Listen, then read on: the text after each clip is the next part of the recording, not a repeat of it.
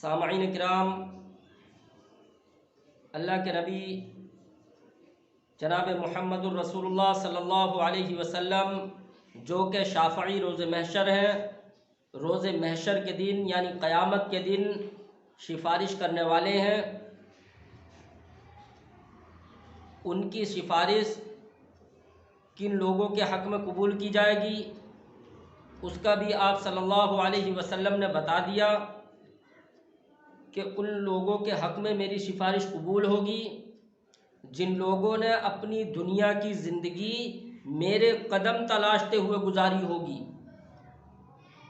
اور جن لوگوں نے آپ صلی اللہ علیہ وسلم کو دیکھا ہی نہیں ہے کہ آپ صلی اللہ علیہ وسلم کا زندگی گزارنے کا طریقہ کار کیا تھا، آپ صلی اللہ علیہ وسلم کے عادات و اخلاق کیا تھے۔ تو سامعین کرام، ان کے بارے میں ایک حدیث ہے، آپ صلی اللہ علیہ وسلم حوض کوثر پہ موجود ہوں گے اور اپنے ہاتھوں سے اپنے امتیوں کو جام پلاتے ہوں گے، تو وہاں پر کچھ لوگ آتے ہوں گے، آپ صلی اللہ علیہ وسلم فرشتوں سے کہیں گے یہ میرے امتی ہیں، انہیں آنے دو، لیکن فرشتے جواب میں کہیں گے کہ اللہ کے رسول صلی اللہ علیہ وسلم آپ کو نہیں معلوم،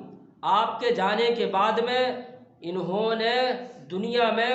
آپ کے بھیجے ہوئے دین میں نئی نئی چیزیں ایجاد کر لی تھیں اور انہیں دین سمجھ رکھا تھا کہ یہی دین ہے۔ تو آپ صلی اللہ علیہ وسلم کہیں گے کہ انہیں دور کر دو، مجھ سے دور کر دو انہیں۔ سامعین کرام، وہ وقت ایسا ہوگا قیامت کا روز کہ جس میں احادیث مبارکہ میں آتا ہے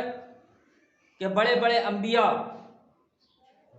اللہ کے خوف کی وجہ سے کانپتے ہوں گے، لیکن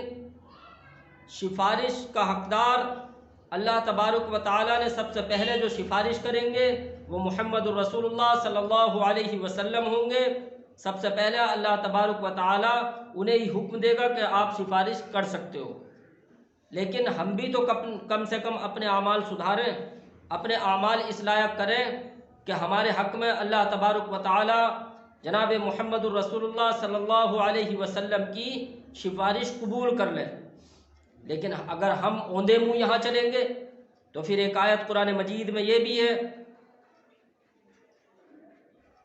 کہ اللہ کے رسول صلی اللہ علیہ وسلم قیامت کے روز اللہ تبارک و تعالیٰ سے یہ شکایت کریں گے کہ اللہ یہ میرے وہی امتی ہیں جنہوں نے قرآن کو پس پشت ڈال دیا تھا۔ پس پشت ڈال دیا تھا یعنی پیٹ پیچھے ڈال دیا تھا کا مطلب یہ ہے کہ انہوں نے قرآن کو کھول کے نہیں دیکھا تھا، جو تیری سب سے بہترین کتاب ہے، جو تو نے لوگوں کی ہدایت کے لیے نازل کی تھی اور جس کے ذریعے سے میں نے انہیں ہدایت کی تھی کہ تمہیں اپنی زندگی گزارنی ہے تو اس طریقے سے جس طریقے سے قرآن مجید میں اللہ تبارک و تعالیٰ بتاتا ہے۔ تو قیامت کے روز شکایت کریں گے کہ اللہ ان لوگوں نے اس قرآن کو جو سب سے بہترین کتاب تھی، سب سے اچھی کتاب تھی، جس میں زندگی جینے کے طریقے تھے، جس پر چل کر لوگوں نے دنیا میں خلافت کی ہے، جس کے حساب سے فیصلے کر کے لوگ عادل کہلائے ہیں، جس کے حساب سے عمل کر کے لوگوں کو اجر ملا ہے، یا اللہ انہوں نے اس کتاب کو پس پشت ڈال دیا تھا، کھول کے نہیں دیکھا تھا۔ تو سامعین کرام، اللہ تبارک و تعالیٰ سے دعا یہی ہے کہ یا اللہ ہمیں ان لوگوں میں شامل مت کریے جن لوگوں کے بارے میں اللہ کے رسول صلی اللہ علیہ وسلم کی شکایت ہوگی۔ ان لوگوں میں شامل کون ہوں گے؟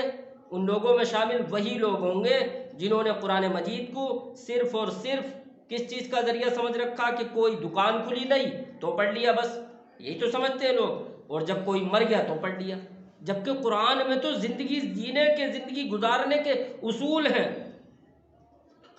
اللہ تبارک و تعالیٰ نے قرآن مجید اس لیے نازل نہیں کیا ہے۔ اللہ تبارک و تعالیٰ نے قرآن مجید میں ارشاد فرمایا سورہ بقرہ میں، شہر رمضان الذی انزل فیہ القرآن ھدی للناس وبینات من الھدی والفرقان، کہ یہ قرآن جو رمضان کے مہینے میں نازل ہوا،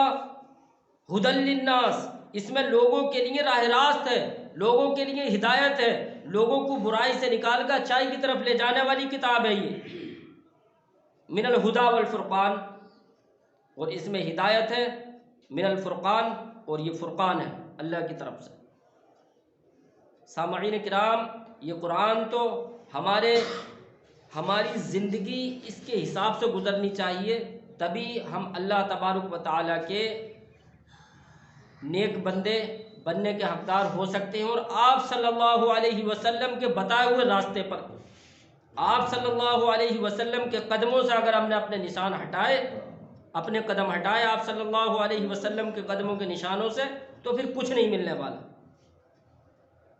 جس طریقے سے آپ صلی اللہ علیہ وسلم نے بتایا ہے، اسی طریقے سے اللہ تبارک و تعالیٰ کو خوش کرنے کی کوشش کرنی ہے۔ جبھی اللہ تبارک و تعالیٰ نے چاہا تو ہم اس دنیا میں بھی سرخرو ہوں گے اور قیامت میں بھی کامران اور کامیاب ہوں گے۔ اللہ تبارک و تعالیٰ سے دعا ہے کہ اللہ تعالیٰ ہم سب کی مغفرت فرمائے۔ اللہ تبارک و تعالیٰ